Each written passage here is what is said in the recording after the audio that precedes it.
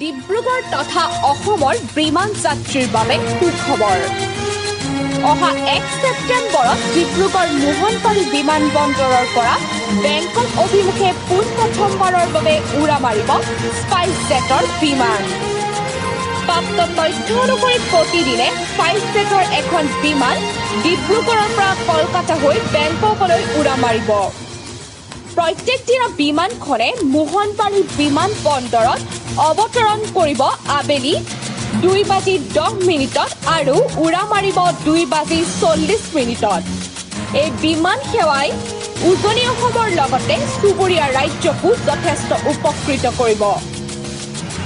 উল্লেখযোগ্য কথা এই যে এই বিমান সেৱাৰ বিষয়ে বহু সচেতন ব্যক্তিয়ে প্ৰশ্ন কৰিছে এইবাবে যে স্পাইচজেটৰ বিজ্ঞাপন লিখা আছে ডাইৰেক্ট ফ্লাইট বুলি, অথচ UNI বাতৰিত প্ৰকাশ পাইছে কলকাতাত ওৱান ষ্টপ বুলি। হ'লেও কিন্তু এই বাতৰিয়ে উৎফুল্লিত কৰিছে ডিব্ৰুগড়বাসী ৰাইজক। ডিব্ৰুগড়ৰ পৰা বৰষা বৰুৱা, N365 লাইভ।